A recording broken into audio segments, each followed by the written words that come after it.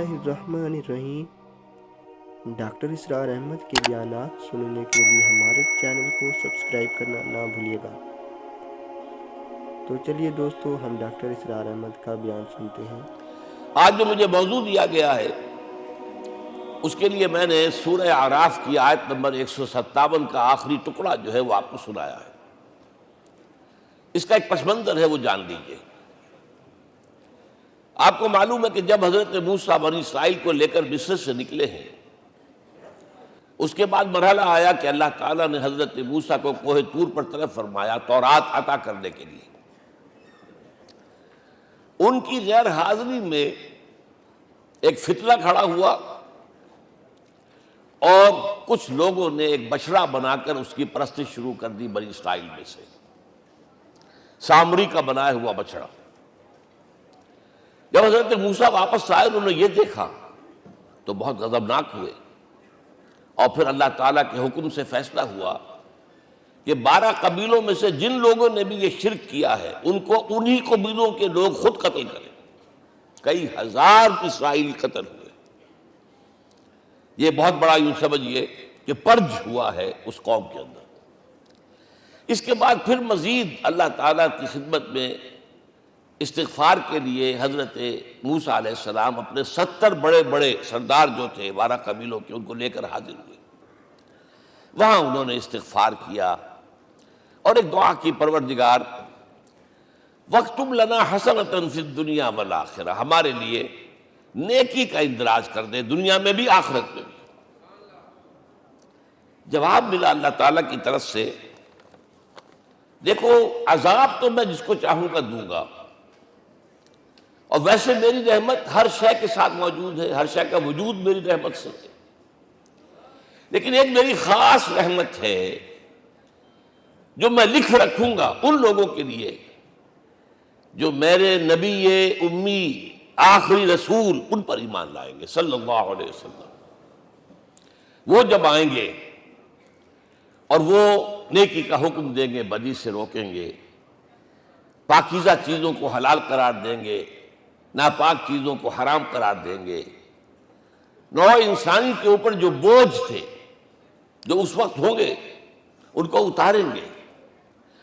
وہ جب آئیں گے تو جو لوگ فَالَّذِينَ آمَنُوا بِهِ نمبر 1، وَعَزَّرُوهُ نمبر 2، وَنَصَرُوهُ نمبر 3، وَاتَّبَعُوا النُّورَ الَّذِي أُنزِلَ مَعَهُ أُولَٰئِكَ هُمُ الْمُفْلِحُونَ۔ جو لوگ ان پر ایمان لائیں گے، ان کی تعظیم اور توقیر کریں گے، ان کی مدد کریں گے، اور جو نور ان کے ساتھ نازل کیا جائے گا یعنی قرآن، اس کی پیروی کریں گے، وہ ہوں گے جو فلاح پانے والے ہوں گے، میری خصوصی رحمت سے حصہ ان کو ملے گا۔ اب یہاں پہلے تو دعا کر لیجئے، اللہم ربنا اجعلنا منہم، اے اللہ ہم سب کو ان میں شامل فرما دے جو تیرے نبی کے ساتھ تعلق کی ان 4 بنیادوں کی شرائط کو پورا کر سکے، تقاضوں کو پورا کر سکے۔ اب ذرا ان میں سے ایک ایک کو لیجئے۔ ایمان جانی پہچانی چیز ہے، ایمان جسے کہتے ہیں، اس کی تشریح میں جانے کی ضرورت نہیں، وقت بھی محدود ہے، لیکن ایک بات سمجھنے کی ہے بہت ضروری۔ ایمان کے 2 لیول ہیں۔ ایک قانونی ایمان ہے جس کی بنا پر ہم ایک دوسرے کو مسلمان سمجھتے ہیں، اس کا تعلق اقرار باللسان کے ساتھ ہے، زبان سے کہنا اشہد ان لا الہ الا اللہ وحدہ لا شریک لہ واشہد ان سیدنا و مولانا محمد عبدہ و رسولہ۔ کوئی ہندو تھا، سکھ تھا، پارسی تھا، عیسائی تھا، یہ کلمہ کہے اور اسلام میں آ گیا۔ لیکن یہ زبانی کلامی ایمان جو ہے یہ انسان کی سیرت و کردار پر اثر انداز نہیں ہو سکتا۔ یہی وجہ ہے آج ہم دیکھ رہے ہیں مسلمان ہی جھوٹ بھی بول رہا ہے، مسلمان ہی بے ایمانی بھی کر رہا ہے، مسلمان ہی خیانت بھی کر رہا ہے، مسلمانوں کے لیڈر بلینز کی خیانت کر رہے ہیں۔ یہ کون ہے؟ سب مسلمان ہیں۔ وہ اس کی وجہ کیا ہے کہ ہم صرف قانونی مسلمان ہیں اور ہمارا ایمان قانونی ایمان ہے۔ اس کے لیے اسلام کا لفظ قرآن میں آیا ہے سورہ حجرات میں، قالت الاعراب آمنا قل لم تؤمنوا ولکن قولوا اسلمنا۔ اے نبی یہ بدو کہہ رہے ہیں ہم ایمان لے آئے، ان سے فرما دیجئے تم ہرگز ایمان نہیں لائے ہو، یوں کہو کہ ہم مسلمان ہو گئے ہیں۔ وَلَمَّا يَدْخُلِ الْإِيمَانُ فِي قُلُوبِكُمْ، ابھی تک ایمان تمہارے دلوں میں داخل نہیں ہوا۔ بہرحال اللہ کا شکر ہے اس نے ہمیں مسلمانوں میں پیدا کر دیا، ورنہ ہم میں سے کتنے ہوتے اگر کہیں اور پیدا ہو گئے ہوتے تو نعمت اسلام سے بھی ہم بہرہور ہو سکتے، کیا کہہ سکتے۔ اصل ایمان ہے جب وہ دل میں داخل ہو جائے، یقین بن جائے۔ اسی لیے بچپن میں یاد کیا ہوگا ایمان مجمل، آمنت باللہ کما ہوا باسمائہ و صفاتہ وقبلت جمیع احکامہ اقرار باللسان و تصدیق بالقلب۔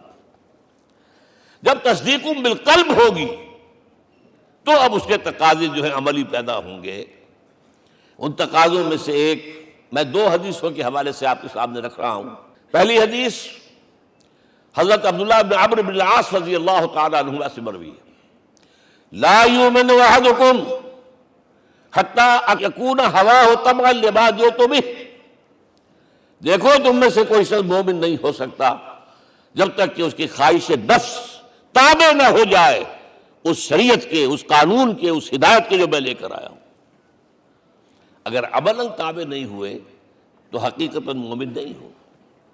دل میں جھانکو، Do I really believe that Muhammad is the Prophet of Allah?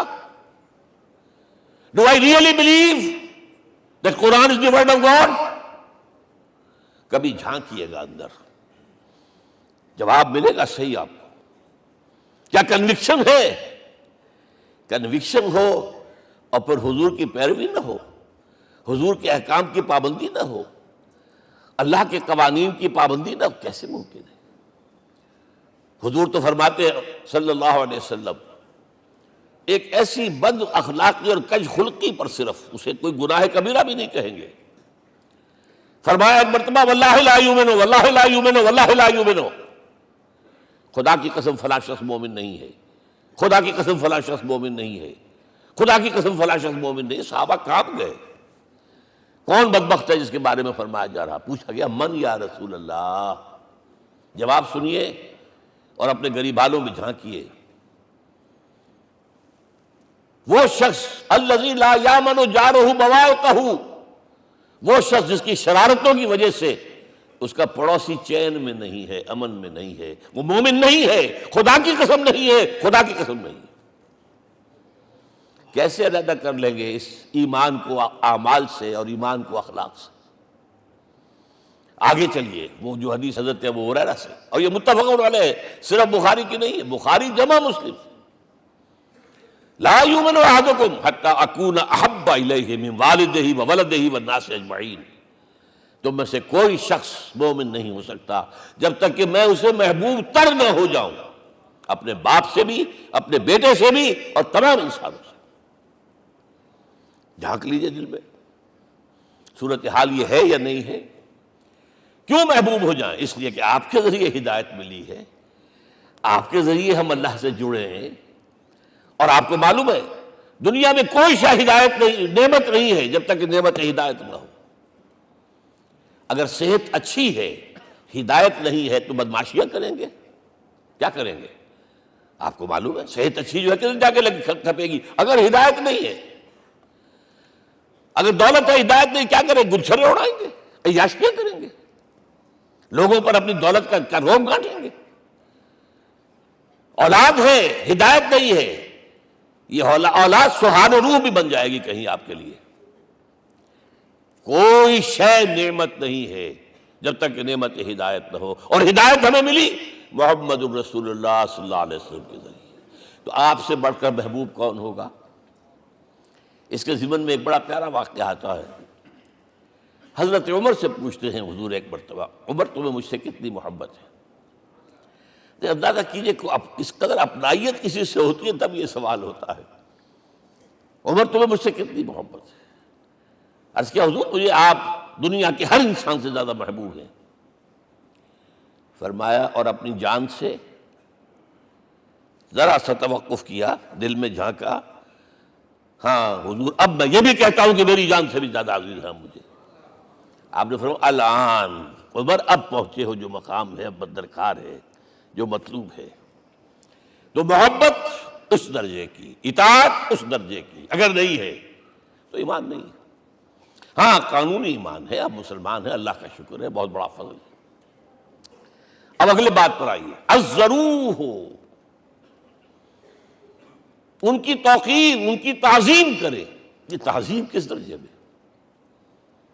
اب وقت بہت کم ہے، میں صرف آپ کو سورہ حجرات سے مثال دے رہا ہوں۔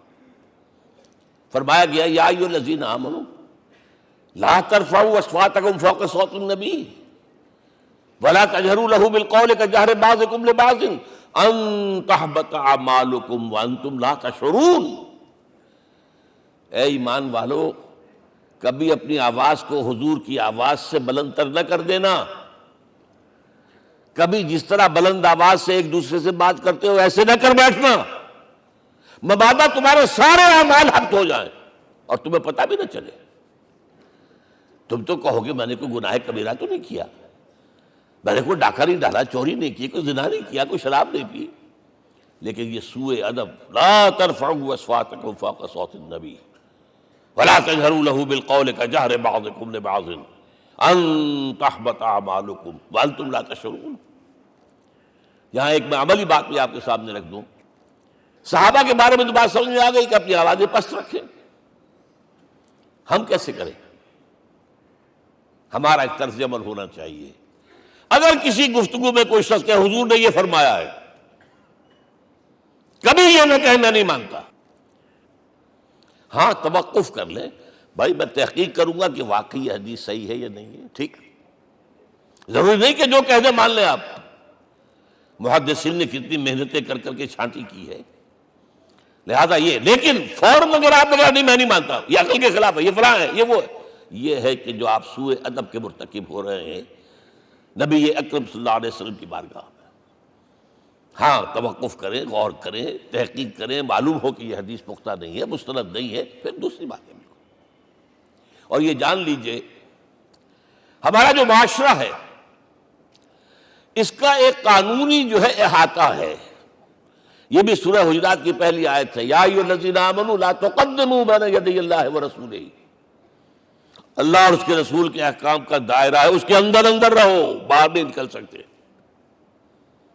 لیکن اس دائرے کے اندر ایک مرکزی شخصیت جس کی دل آویزی، جس کا حسن سلوک، جس کا حسن کردار، جس کا حسن اخلاق مرکز بن جائے، تمام لوگوں کی جذباتی محبت کا مرکز بن جائے، اگر یہ نہیں ہوگا تو معاشرہ مضبوط نہیں ہوگا۔ محض قانون اور دستور پر معاشرہ مضبوط نہیں ہوتا۔ کسی شخصیت، اب آپ کو معلوم ہے آخر ہندوستان کے معاشرے میں گاندھی کا ایک مقام ہے کہ نہیں ہے؟ آخر یہ سارا معاملہ چل رہا ہے اسی کے گرد کے نہیں؟ ماؤ زے تنگ کے معاملہ ہے کہ نہیں ہے؟ یہ سارا معاملہ دنیا میں عام لوگ کہہ دیتے، ریشنلسٹ لوگ، کہ ان چیزوں کی کیا ضرورت ہے، بھئی قانون دیکھنا چاہیے، دستور دیکھنا چاہیے، حکم دیکھنا نہیں۔ بھائی جذباتی وابستگی، کہ ایک ہستی تو ایسی ہو کہ جس کے کچھ کہنے پر فوراً زبانیں بند ہو جائیں۔ اور اس کا نقشہ میں سعودی عرب میں دیکھتا ہوں، اگر وہاں کے دو بدو لڑ رہے ہوں صف اور ایک دوسرے کو کھانے کو دوڑ رہے ہوں، کوئی شخص کہتے صلی علی النبی، فوراً خاموش۔ معلوم ہوتا ہے آگ کے اوپر کسی نے پانی ڈال دیا، خاموش، صلی علی النبی، صرف یہ کہنے سے۔ یہ جذباتی وابستگی اگر محمد سے نہیں ہے صلی اللہ علیہ وسلم تو آپ کا معاشرہ کبھی مضبوط نہیں ہوگا۔ یہ مرکزی شخصیت، یہ مرکز ہے، اسی لیے ان کے احترام کا یہ درجہ ہے، کیونکہ اس سے کیا ہوگا، تمہارا شیرازہ بکھر جائے گا۔ اگر ان کے ساتھ جذباتی محبت نہیں ہوگی تمہارا شیرازہ بکھر جائے گا۔ یہ آیا معاملہ۔ اب میں آپ کو بتانا چاہتا ہوں تہذیب ہمارے ہاں اصل میں بدقسمتی سے ہم سیرت کی تقریریں کرتے ہیں، حضور کی عظمت بیان کرنے کی کوشش کرتے ہیں۔ کچھ لوگ تو خیر حضور کی زلفیں ہیں، حضور کی آنکھیں ہیں، حضور کی کملی ہے، حضور کا سایہ نہیں تھا وغیرہ، یہ باتیں اپنی جگہ ہیں، ہر چیز ٹھیک ہے، لیکن یہ جان لیجئے حضور کی اصل عظمت ایک نبی اور رسول کی حیثیت سے ہے، اور وہ شے وہ ہے جہاں جبرائیل کے بھی پر جل رہے ہیں، اس کی حقیقت کون جانتا ہے؟ میں ایک مثال دے رہا ہوں آپ کو کہ حضور 100 میں وصال رکھا کرتے تھے. آج روزہ رکھا، شام کو افطار نہیں کیا، وہ رات کو چل رہا ہے روزہ، اگلے روز پھر وہ کنٹینیو کر رہا ہے شام تک. 2 دن کا 100 میں وصال، 3 دن کا بھی رکھتے تھے. صحابہ نے اجازت چاہی، حضور ہمیں بھی اجازت دے دیں. نہیں، آج کے حضور آپ تو رکھتے ہیں، ہمیں منع کرتے ہیں. اب سنیے، ایکم مثلی، تمہیں سے کون ہے مجھ جیسا؟ ابھی تو عند ربی، میں تو اپنے رب کے پاس رات گزارتا ہوں. ہوا یطعمنی ویسقین، وہ مجھے کھلاتا اور پلاتا ہے. کیا سمجھیں گے ہم؟ کیا ہماری سمجھ میں آئے گا؟ یہ معاملہ نبوت کے جو اسرار و رموز ہیں، ان کا جو مقام اور مرتبہ ہے، وہ کوئی نبی پہچان سکتا، غیر نبی تو پہچان ہی نہیں سکتا. ایک ڈاکٹر کا کیا مقام ہے اپنے فن میں، وہ کوئی ڈاکٹر ہی سمجھ سکے گا نا، غیر ڈاکٹر کہاں سمجھے گا؟ اور حقیقت میں وہی سمجھے گا جو اس سے بھی اوپر کا ڈاکٹر ہے. نیچے والا تو نہیں سمجھ سکتا. جو کمتر ہے وہ تو صرف اوپر دیکھے گا، اللہ اللہ خیر صلی اللہ. جو اوپر ہے اور ظاہر ہے محمد سے اوپر کوئی نہیں صلی اللہ علیہ وسلم. یہی وجہ ہے، دیکھیے شیخ سعدی کو کیا کہنا پڑا، یا صاحب الجمال و یا سید البشر من وجهك المرير لقد نور القمر لا يمكن الثناء كما كان حقه بعد از خدا بزرگ توئی قصہ مختصر. اے محمد صلی اللہ علیہ وسلم، آپ کی ثنا جیسے کہ حق ہے ہو ہی نہیں سکتی. غالب اس سے بھی آگے گیا ہے، میں بات ابھی آپ کو سناتا ہوں شعر اس کا. آپ کی ثنا کا حق ادا ہو ہی نہیں سکتا. بس ہم یہ جانتے ہیں اللہ کے بعد آپ کا مقام. غالب جو آگے گیا ہے کہتا ہے، غالب ثنائے خواجہ بیزداں گزاشتیم کہاں ذات پاک مرتبہ دان محمد است. اے غالب، ہم نے تو حضور کی ثنا تو اللہ کے حوالے کر دی ہے، اس لیے کہ وہی ذات پاک جانتا ہے مرتبہ محمد کا کیا ہے صلی اللہ علیہ وسلم. ہم بیان کرنے کی کوشش کریں گے تو توہین کر بیٹھیں گے. ایک لطیفہ ہے، ایک بیچارہ کوئی دیہاتی کہیں پھنسا ہوا تھا کسی جگہ، تھکا ہوا چل رہا تھا، ڈپٹی کمشنر صاحب جا رہے تھے، کار میں بٹھا لیا. اب اس نے کہا، پتر تینوں اللہ پٹواری کرے. اب اس غریب کے جو ہے اس کے ذہن میں تو پٹواری سے اوپر تو کچھ ہے ہی نہیں. اس کے قلم سے جو ہے ادھر کا انتقال ادھر ہو گیا، ادھر کی ادھر چلی گئی. تو ڈی سی کو وہ تعریف کر رہا ہے اپنے سمجھ کے مطابق، پٹواری کرے. تو ہم کہیں پٹواری والا معاملہ نہ کریں.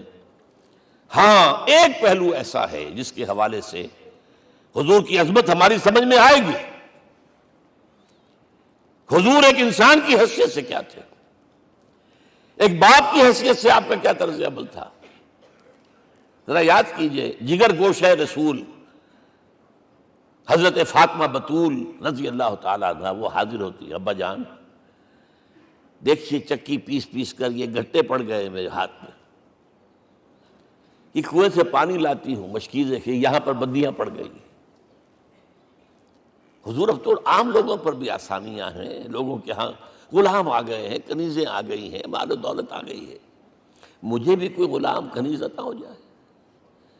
اور آپ کو معلوم ہے یہ لخت جگر نور چشم محمد کی سب سے پیاری بیٹی صلی اللہ علیہ وسلم، کوئی شک نہیں اس میں، فاطمہ کیا بیتی ہوگی حضور کے قلب پر. لیکن فرمایا، کیا بیٹی، یہ دنیا کی چیزیں ہمارے لیے نہیں ہیں، میں تمہیں اس سے بہتر شے دیتا ہوں. تسبیح فاطمہ ہر نماز کے بعد 33 مرتبہ سبحان اللہ، 33 مرتبہ الحمدللہ، 33 مرتبہ اللہ اکبر کہہ لیا کرو. لیکن سوچ لیجئے دل پر کیا گزری ہوگی صلی اللہ علیہ وسلم. حضرت عائشہ سے پوچھئے، حضرت خدیجہ سے پوچھئے، حضور کیسے شوہر تھے. آپ سے زیادہ خواتین کے حق میں نرم، گھر کے کام کا جھاڑو دے رہے ہیں، کپڑے جو ہیں بوسیدہ انہیں سی رہے، گھر میں بیٹھے ہوئے یہ کام کرتے تھے. بہرحال ایک بات میں آپ سے عرض کروں، آپ انسان کی جس حیثیت کا بھی ذہن میں تصور کریں گے وہ ساری حیثیتیں محمد میں موجود ہیں صلی اللہ علیہ وسلم. محمد حاکم کی حیثیت سے بھی ہیں، محمد سب سالار کی حیثیت سے بھی ہیں، محمد قاضی القضات بھی ہیں، محمد ہیڈ آف دی اسٹیٹ بھی ہیں، محمد بیویوں والے بھی ہیں، اولاد والے بھی ہیں، محمد 5 وقتہ امام بھی ہیں، جمعے کے خطیب بھی ہیں، مدرس قرآن بھی ہیں، مربی بھی ہیں، مزکی بھی ہیں، اور ہر میدان میں بلند ترین مقام۔ کوئی ایسی جامع شخصیت ملے گی؟ ہمارے ہاں تو حال یہ ہے کہ جو خطیب صاحب ہوتے ہیں وہ 5 وقتہ نماز کیسے پڑھا سکتے ہیں؟ ان کا تو اونچا مقام ہے۔ 5 وقتہ نماز کے لیے تو علیحدہ چاہیے امام آپ کو، اور وہاں بھی ایک امام سینئر ہوگا، وہ عشاء مغرب اور فجر پڑھائے گا، ایک جونیئر ہوگا بیچارہ، وہ جو خاموش نماز ہے وہ پڑھائے گا۔ 5 وقتہ نماز پڑھا رہے ہیں محمد صلی اللہ علیہ وسلم، اور خطیب بھی وہی ہے، مربی بھی وہی ہے، مزکی بھی وہی ہے۔ ہمارے ہاں جو لوگ تزکیہ نفس کے میدان میں ہیں وہ پھر جماعت کبھی نہیں کراتے، کبھی نہیں دیکھا ہوگا آپ نے کسی صاحب کو کراتے ہوئے۔ یہ جامعیت جو ہے، جامعیت کبریٰ۔ میں صرف ایک بات کہا کرتا ہوں، ایک اعتبار سے حضور کا اسوہ نامکمل ہے۔ آپ مجھے سوء ادب کا مرتکب نہ قرار دے دیں، اسوہ کیا ہے؟ عورت کے لیے اس کی اپنی نسوانی زندگی کے لیے اسوہ آپ میں نہیں ہے۔ آخر نصف انسانیت ہے، اسے بھی اسوہ چاہیے۔ یہ ہے جس کی وجہ سے حضور نے شادیاں کی ہیں زیادہ۔ خواتین کے لیے اسوہ حضور کے ازواج مطہرات ہیں، اور ان میں سب سے بڑھ کر جو بالکل یوں سمجھیے کہ آغاز کے اندر نوجوانی میں آ گئی ہیں حضور کی خدمت میں، نہایت ذہین و فطین، انہوں نے پھر عورت کی زندگی کے لیے حضور کا جو طرز عمل تھا وہ انہوں نے بیان کیا نا۔ اس لیے سورہ احزاب کے اندر اس کا تذکرہ ہے، جہاں یہ آتا ہے لقد کان لکم فی رسول اللہ اسوۃ حسنہ، وہیں پر یا نساء النبی لستن کاحد من النساء، اے نبی کی بیویوں تم عام عورتوں کے مانند نہیں ہو، تمہیں تو اسوہ بننا ہے امت کے لیے۔ اب اس سے اگلا قدم میں بڑھا رہا ہوں آگے، اور اس کے ساتھ جڑ جائے گی تیسری بات۔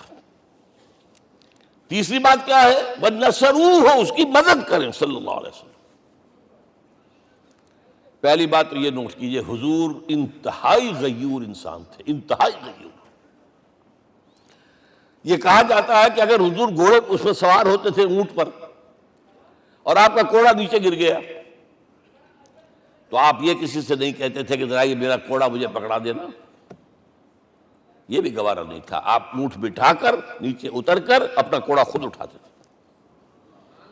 کسی سے اپنے ذاتی کام کے لیے کوئی مدد مانگنا امکان ہی نہیں۔ بلکہ ایک واقعہ تو وہ ہے جب بھی میں تذکرہ کرتا ہوں میری آنکھوں میں آنسو آ جاتے ہیں۔ یہ ہجرت کے وقت کا واقعہ ہے۔ آپ کو معلوم ہے حضور نے تمام مسلمانوں کو مکے سے جانے کی اجازت دے دی، چلے جاؤ مدینے، چلے جاؤ مدینے، آپ خود تھے موجود، اس لیے کہ رسول اپنے مقام کو نہیں چھوڑ سکتا وداؤٹ ایکسپریس پرمیشن فرام اللہ سبحانہ وتعالی۔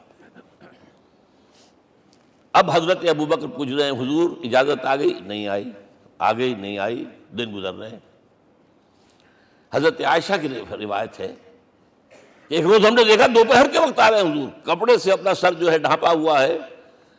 عرب میں دوپہر کے وقت وزٹ کرنا جو ہے یہ ان کے خلاف دستور ہے، ان کی تہذیب کے خلاف ہے، یہ قیلولے کا وقت ہوتا۔ تو حیران ہوئے، آتے ہی فرمایا ابوبکر ہجرت کی اجازت ہو گئی۔ اب انتہائی خوشی سے اور بڑی امید میں کہ بڑی شاباش ملے گی، حضرت ابوبکر فرماتے ہیں، عرض کرتے ہیں حضور میں نے 2 اونٹیاں تیار کر رکھی ہیں، خوب کھلا پلا کے انہیں فرما کیا ہوا ہے، یہ ہجرت میں ہمارے کام آئے گی۔ حضور تھوڑا سا توقع فرماتے ہیں، پھر کہتے ہیں اچھا ٹھیک ہے، ایک میں استعمال کروں گا لیکن میں اس کی قیمت ادا کروں گا۔ حضرت ابوبکر رو پڑے، حضور مجھ سے یہ مغایرت، سائے کے تناب کے ساتھ رہنے والا، اس سے یہ مغایرت، ذرا سے اشارے پر اپنی کم سن بیٹی پیش کر دی نکاح کے اندر، اس سے یہ مغایرت، رو پڑے۔ لیکن حضور کی اپنی غیرت تھی، میں قیمت دوں گا۔ اب بتائیے مدد کا کہ یہ درکار تھی؟ مدد تھی ان کے مشن کے لیے. مشن دو حصوں میں تھا. اس کو جانیے. آج کچھ علمی باتیں آ رہی ہیں. حضور کے مشن کے دو حصے. ایک ابتدائی جو تمام انبیاء اور رسول کا تھا. ایک تکمیلی جو صرف محمد کا صلی اللہ علیہ وسلم. ابتدائی کیا ہے؟ اللہ کی طرف دعوت، تبلیغ. جو دعوت قبول کر لیں ان کے لیے بشارت، بشیر کہ تمہارے لیے آخرت میں جنت ہے، نعمتیں ہیں. رد کر دیں ان کے لیے نذیر، خبردار کرنے والے، جہنم کے لیے تیاری کر لو. داعی اللہ، اللہ کی طرف بلانے والے.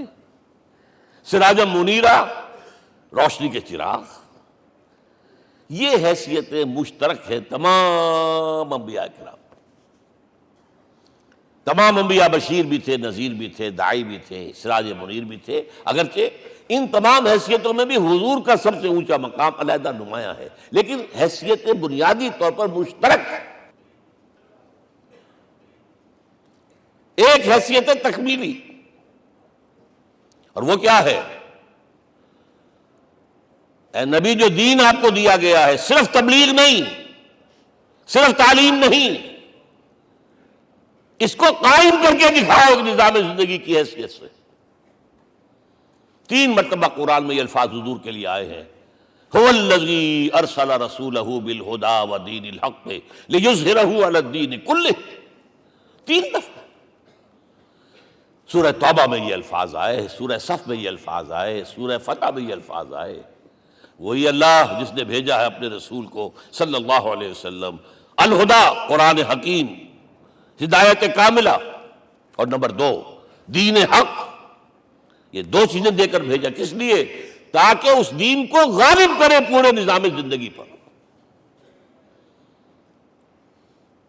یہ معاملہ ذرا سوچئے. اور یہ حضور کے لیے 3 دفعہ، اور کسی اور نبی کے لیے 1 دفعہ بھی نہیں. قرآن مجید کے اس نقطے کو ذہن نشین کر لیجیے. اصل میں یہ کیا ہے؟ اسے ہم یوں کہیں گے، ایک ہے نبوت و رسالت، ایک ہے تکمیل نبوت و رسالت.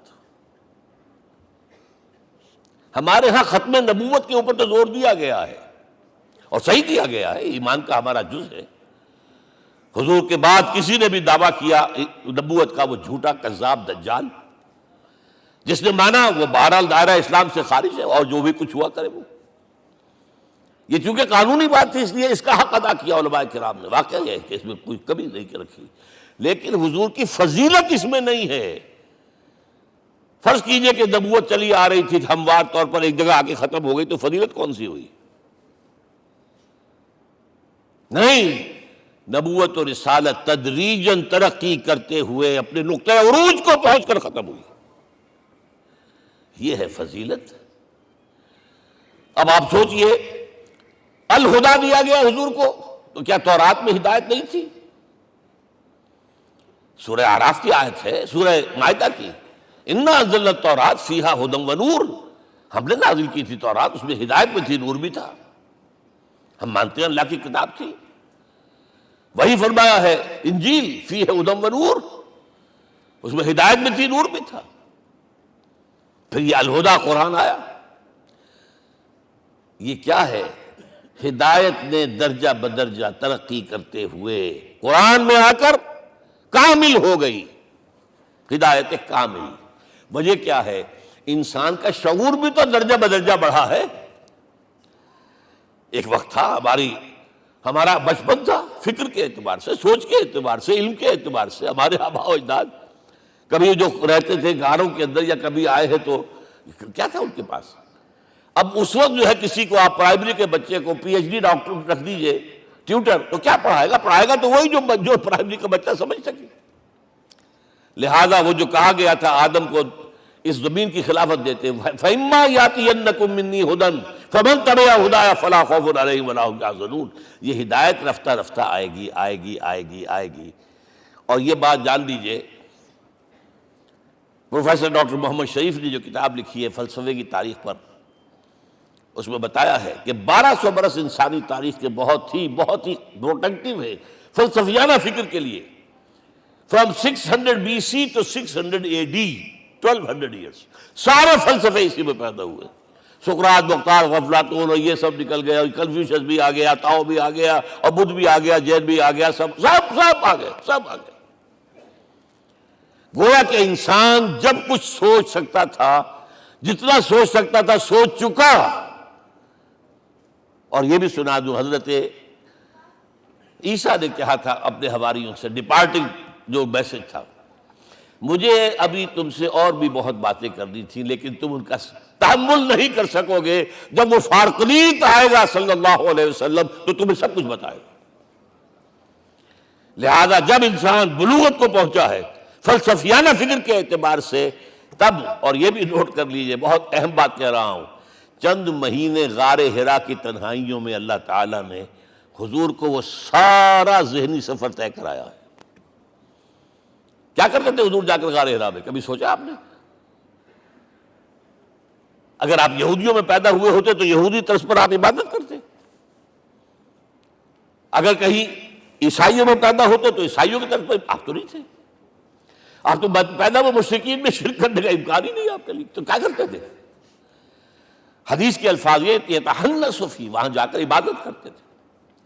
اب شارحین حدیث نے بہت عمدہ لکھا ہے، کان صفت تعبدہ فی غار حرا التفکر والاعتبار. غار حرا میں آپ کی عبادت فکر، غور و فکر، تفکر و اعتبار، جس کی میں تعبیر یہ کر رہا ہوں، جس کو کہا کبھی اکبر الہ آبادی نے، خدا کے کام دیکھو بعد کیا ہے اور کیا پہلے.